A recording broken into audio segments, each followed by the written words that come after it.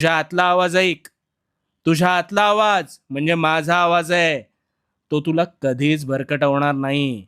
आणि स्वतःवर विश्वास ठेवून काम करत राहा. नेहमी लक्षात ठेव, दुरून रस्ता संपला असं आपल्याला वाटत असतं, पण तिथे गेल्यावर मात्र रस्त्याच्या सीमा या रुंदावत जातात. अगदी तसंच आहे. तुझ्या आवडीच्या योग्य रस्त्यावर प्रामाणिकपणे चाल.